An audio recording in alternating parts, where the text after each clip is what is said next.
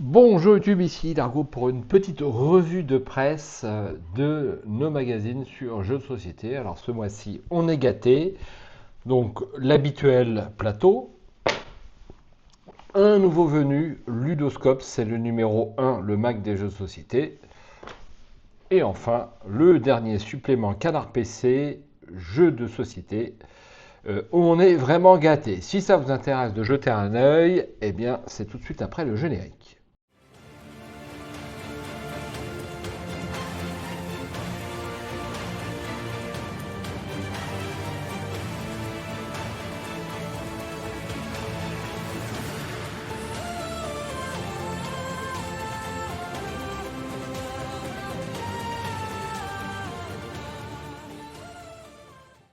Alors, on commence par le Canard PC jeu de plateau avec en couverture Day One, la dernière production des Space Cowboys, et puis en mini test, donc, enfin en test tout court, mais en plus petit sur la couverture, donc Warden Teen, je l'ai acheté mais je ne l'ai pas encore essayé, les Kobolds, et puis organiser une soirée de jeu parfaite, le nez et les jeux de société Odora l'explorateur. Bon, je suis un petit peu perplexe. Alors, il y a toujours du bon et du moins bon, je trouve, dans les cartes PC, que ce soit jeu de plateau ou ordinateur. Alors, on ne va pas entièrement feuilleter cette revue, puisque ce n'est pas le but, puis en plus, ce n'est pas légal que de vous présenter la totalité des pages, mais néanmoins, peut-être quelques points essentiels qui vous poussera peut-être à vous abonner à cette excellente revue et à acheter des suppléments spéciaux jeux de plateau.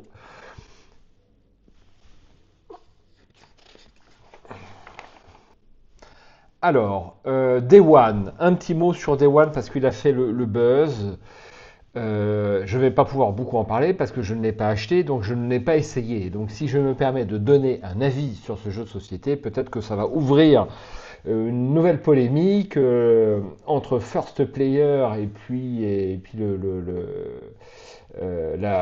comment ça s'appelle, les recettes ludiques. Voilà, monsieur que je connais moins, c'est le dernier buzz du coin. Moi j'ai beaucoup apprécié, j'aime bien quand ça castagne un peu, mais bref. Et ce Day One, bon, moi c'est juste la ligne artistique qui m'inspire pas. Certainement que les mécaniques sont excellentes, mais c'est toujours pareil, la gentille tribu, c'est un peu vert, c'est la nature, c'est les petits oiseaux. Bon, moi je préfère quand il y a des orques ou à la limite la Seconde Guerre mondiale ou à la limite les guerres napoléoniennes. Enfin, quand c'est un peu plus adulte. Enfin, c'est les goûts et les couleurs, c'est toujours pareil. Donc ça, c'est Day One et apparemment c'est super. Autre article, la ludothèque tout terrain. Alors ça, c'est pour vous dire que c'est un article que je trouve un peu bateau. Et est-ce qu'on a envie d'acheter une revue, sachant que c'est toujours les spécialistes qui achètent ce type, plutôt les spécialistes qui achètent ce type de revue. Je pense que on sait tous ce qu'il faut mettre dans une ludothèque et c'est un petit peu du remplissage. Mais ça, c'est encore un avis personnel et subjectif. Nous avons ensuite Cozy Stickerville avec un petit test par tisseur de rêve. Et attention, ce qui est indiqué, c'est on ne va pas y aller par quatre chemins. Cozy Stickerville est un immense coup de cœur. C'est une expérience tour à tour, à la fois inédite, sereine et délicate, qui rappelle immanquablement les sensations délivrées par le formidable Stardew Valley. Sitôt l'histoire terminée, après 2 fois 10 parties, on se prend à rêver de nouvelles itérations. À quand un Cozy Sticker Ranch, Spaceship ou Dungeon? C'est là un jeu narratif unique que l'on peut pratiquer littéralement avec n'importe qui tant les règles sont accessibles. C'est délicieux, c'est évident, ça se joue merveilleusement bien avec une bonne tasse de thé fumé et un plateau de scone. Merci Monsieur Conesa. Alors je peux en parler puisque je l'ai acheté et je l'ai joué. Donc je peux vous dire qu'effectivement j'ai passé un très bon moment sur ce Cozy Stickerville, n'est-ce pas? Et que les mots qui sont employés par tisseur de rêve, eh ben, je plussois efficacement. Alors là, le seul bémol que je peux vous indiquer, c'est que c'est à partir de 8 ans et effectivement, ça reste quand même à un jeune public. N'attendez pas de la haute stratégie dans ce Cozy Stickerville. Les 5 premières années, ça se dit en 10 saisons, 10 années, sont très simples. Bon, il faut équilibrer les ressources que l'on a. Et par contre, les 5 dernières vous donneront un peu plus de fil à retordre et il y aura un certain nombre de choix. Alors, c'est pas pour rien que j'ai mis la boîte ici de 7ème Citadelle. En fait, eh bien, nous avons là deux jeux qui sont à l'extrémité, aux deux extrémités d'une chaîne, à gauche et à droite. Et ce Cozy Stickerville donc s'adresse plutôt aux plus jeunes. Donc moi, je vous le recommande de l'acheter si vous avez un enfant, je dirais entre 6 et qui sait lire, hein, donc au moins entre 5, 6 ans et 12 ans. Si vous êtes en couple et que vous souhaitez acheter cette boîte pour faire un jeu collaboratif, peut-être que vous allez rester sur votre faim, de mon point de vue, parce que ce sont quand même des choix, je vous dirais, un petit peu simplistes, enfin simplistes, on va dire simples, tout court, et qu'il n'y a pas non plus matière à, on va dire, à beaucoup de profondeur tactique ou stratégique. Malgré tout, on passe un très bon moment, on s'installe, on joue, on remet la saison suivante au lendemain, c'est super. Donc c'est marqué pour 1 à 6 joueurs, moi je vous le recommande pour 1 à 2 joueurs, mais guère plus, hein. Voilà, ça c'était Cozy Stickerville, un jeu recommandé par Canard PC et Arkham Adventure TV.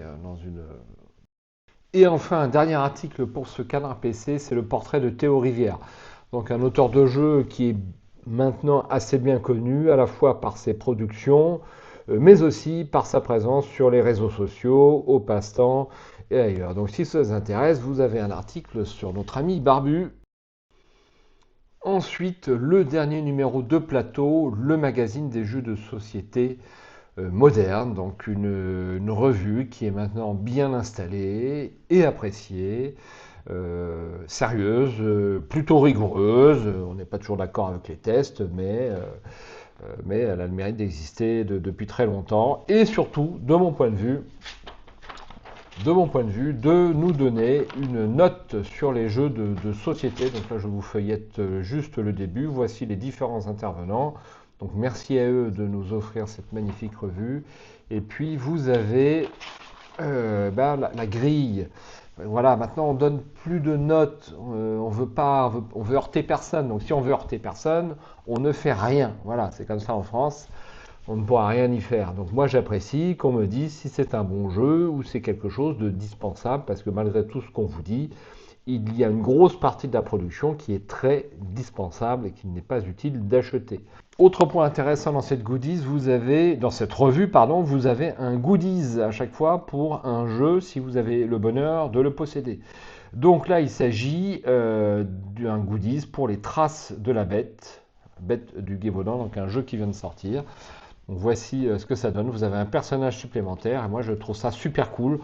Bon, c'est le but, ça pousse à acheter le jeu. Enfin, je suppose que si les producteurs de la bête du Gévaudan mettent un goodies, c'est justement peut-être pour faire de la publicité et puis pour vous pousser à acheter le jeu. Et ma foi, c'est bien légitime. Mais c'est très sympa de la part de leur revue Plateau et ça doit coûter cher, donc il convient de les remercier. À noter dans cette revue Plateau, eh bien, une publicité pleine page pour Horror Arkham, la V2 qui vient de sortir le 20 mars 2026. On lui souhaite bonne chance. Vous avez également dans ce Plateau Magazine un petit test de Day One qui a été correctement apprécié comme la note l'indique ici.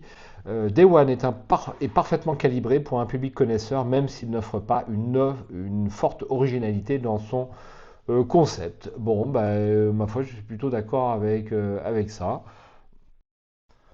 Un petit mot sur la page abonnement, chaudement recommandé. Allez, 95 € pour un an, c'est donné. 170 € pour 2 ans. Moi, c'est l'abonnement que j'ai choisi et franchement, ça les vaut. Un petit mot sur Take Time, réglé comme une pendule. Certains jeux font parler d'eux avant même leur sortie, font gronder la rumeur et sont attendus avec une grande impatience par les joueurs, suscitant de grandes attentes. C'est le cas de Take Time, annoncé comme un grand cru avant même son apparition sur la rayon. Alors à l'heure où je tourne cette vidéo, sauf erreur, il est disponible depuis déjà quelques temps. Moi personnellement, le thème m'a pas du tout accroché, mettre des numéros dans l'ordre, même s'il y a une petite mécanique qui se renouvelle à chaque nouvelle enveloppe. J'ai failli l'acheter, je ne l'ai pas acheté, je me permets quand même d'en parler un minimum, juste que le pitch, hein, voilà, ne m'a pas intéressé. Après, c'est sans doute très bien vu le nombre de joueurs qui ont acheté Take Time. Et puis à côté, on a Mythicals, jeu que je ne connais pas du tout. En tout cas, il est très bien noté par Plateau. En tout cas, c'est joli vu de l'extérieur. Et enfin, vous trouvez un superbe article sur Era of Tribes. Donc Era of Tribes, vous ne connaissez pas, et bien figurez-vous, moi non plus. Et puis j'ai appris récemment que certains amis l'avaient et que c'était un jeu très apprécié. Donc c'est un jeu qui présente la particularité d'être auto-édité. C'est pour ça que je me permets de lui faire également un petit peu de publicité sur cette vidéo et que sans doute Plateau fait un petit peu de publicité sur sa revue. C'est auto-édité, donc c'est jamais facile de s'auto-éditer. C'est un jeu de civilisation dont la première version est sortie il y a quelques années et la V2 vient de sortir. Donc vous ne le trouverez pas en boutique, du coup, il faut le commander chez l'auteur qui est ici. Et apparemment, il reste encore quelques exemplaires en stock si ça vous intéresse. Et enfin, le clou du spectacle. Donc, le dernier né en matière de jeux de société, c'est Ludoscope, le mag des jeux de société, disponible au prix de 9,95 €. Rappelons au passage les prix des deux autres revues, 8,50 € pour Plateau, et puis 8,90 € pour le supplément carte d'un PC jeu de plateau. Donc c'est un poil élevé, mais enfin c'est quand même assez épais. Hein. J'ai pas regardé le nombre de pages, mais c'est quand même du costaud. Alors juste un petit mot pour dire du mal, parce que j'adore dire du mal. Non, je plaisante. Est-ce que vous trouvez que cette couverture est accrocheuse? Quand même, ça me fait penser à TV-Scope des années 80. On a tellement de belles illustrations en couverture des jeux de société, ne serait-ce que Stickerville qui est ici, ou même Day One, quand même, ils auraient pu trouver mieux que cette espèce de case carré de Monopoly, qui franchement me fait penser à une revue quand même à des revues quand même assez anciennes. Je trouve ça un petit peu dommage. Le nom, Ludoscope, me paraît pas non plus exceptionnellement sexy. C'est juste mon avis personnel. Malgré tout, j'ai pris un grand plaisir à lire cette revue et je trouve ça dommage. Donc je leur conseille peut-être de faire mieux pour les numéros suivants. Je ne sais pas si c'est encore possible de changer de nom, mais bon. Bienvenue dans le numéro 1 de Ludoscope. Oui, vous avez bien lu le numéro 1. C'est tellement rare les revues, note du lecteur, c'est tellement rare les revues qui se lancent actuellement compte tenu de la désaffection de la presse écrite et on va dire l'envahissement total des écrans dans nos vies à tous. Non, vous n'êtes pas victime d'une faille temporelle et non, nous n'avons pas perdu la mémoire. Si vous nous suivez depuis le mag de jeu, vous tenez bel et bien entre les mains notre deuxième numéro, mais alors pourquoi ce changement de nom et ce retour à la case départ? Parce qu'on a décidé de jouer une nouvelle partie. Notre ancien titre, avouons-le, manquait de clarté. Je pouvais évoquer aussi bien les mots croisés que les jeux vidéo, c'est tout à fait exact. Et notre magazine se retrouvait parfois égaré dans les rayons qui n'étaient pas les siens. Alors plutôt que de miser sur un lancer de dés hasardeux, on a préféré rebattre les cartes. Bienvenue dans Ludoscope. Alors, je vous donne mon avis personnel, c'est à peine plus clair que le mot jeu. C'est juste mon avis. On vous avait bien dit qu'on était joueur, non. Autre changement notable, les jeux cartonnés. Vous avez été nombreux à nous faire des retours enthousiastes sur vos parties endiablées de Duodoku, vos affrontements cérébraux sur Dimension Psychic Battle ou votre découverte des jeux vikings. Mais une majorité d'entre vous nous a aussi fait remarquer que le prix du magazine était un frein. On comprend. Alors, pour vous proposer un magazine plus abordable, le jeu offert passe désormais en print and play, téléchargeable gratuitement sur notre site. À vous de l'imprimer et de le découper avant de vous lancer. Le Spy 1889 de ce numéro est un duel aussi rapide qu'éprouvant où le bluff est votre seule arme. Agent secret de la belle époque, à vos masques. Pour le reste, rien ne change, notre ADN reste intact. Vous offrez une vision panoramique du monde ludique, explorez sa culture, son histoire, sa diversité, continuez à défendre l'idée que le jeu de société est un art à part entière, pas un simple passe-temps arrangé entre deux parties de belote. Vous donnez envie de découvrir des univers que vous n'auriez jamais explorés sans nous et peut-être vous révéler une passion insoupçonnée par les jeux d'enquête. les jeux narratifs ou les mécaniques de bluff. Enfin, si vous voulez mettre un visage sur ce magazine et accessoirement nous prouver que vous existez vraiment et pas seulement dans nos statistiques de vente, rendez-vous au Festival international des Jeux de Cannes du 27 février au 1er mars. On sera là, quelque part entre deux stands, probablement en train de tester un prototype improbable ou de débattre passionnément sur les mérites comparés du placement d'ouvriers et du deck building. Venez nous saluer. Eh bien écoutez, on leur souhaite bonne chance. C'est signé Stéphane Lavoisard. On souhaite bonne chance à cette revue pourvu qu'elle puisse s'installer. Et moi, je suis toujours ravi d'aller acheter ma revue au kiosque à journée, mais je dois être un petit peu à l'ancienne. Alors j'avais envie de vous présenter cette page qui est un petit peu, enfin c'est le sommaire d'ailleurs, mais qui est à l'image du magazine, assez colorée, bien touffu, il y a du volume, il y a du texte, et il y a à lire, et franchement ça vaut son prix, avec notamment un article sur Krayavok que j'ai joué il y a 40 ans, mais j'ai dû revendre la boîte il y a 37 ans environ. Peut-être que je vais la racheter, à voir. Alors voici la première page du jeu qui est proposé dans cette revue. Alors c'est super sympa hein, de proposer un jeu. Je pense que ça doit coûter cher quand même. Est-ce que c'est utile? Enfin bon, c'est leur ligne éditoriale. Je leur laisse le choix. En tout cas, c'est très bien dessiné. Et puis ça paraît très sympa. Alors je ne l'ai pas fait encore. J'attendais d'avoir fait cette petite vidéo, mais ça donne envie de démarrer ce jeu. Un petit article sur les jeux de rôle cachés 40 ans de mensonges. Donc moi je dispose de Loup-garou, de Secret Hitler que j'ai bien apprécié, mais enfin c'est sympa, je dirais 2-3 parties, au-delà bon ça devient répétitif, mais j'avais sorti ça à un réveillon et j'avais eu mon lot de succès. J'avais eu droit à certaines remarques, mais qu'est-ce que c'est que ce jeu où il y a le mot Hitler sur la boîte, et bon, une fois qu'on explique, ça va, mais il faut quand même toujours donner des explications. Et vous voyez, c'est très détaillé. On a un petit article sur la plupart, je pense, des jeux de rôle cachés, notamment l'Insondable, que je viens de revendre malheureusement, mais c'était très bien. Et puis bah, Bang, qui n'a pas fait sa partie de Bang? Alors, nous avons également un article sur Gloomhaven, Boutons et Bestioles. Donc, je me suis pas mal renseigné sur ce jeu. Je suis à deux doigts de l'acheter.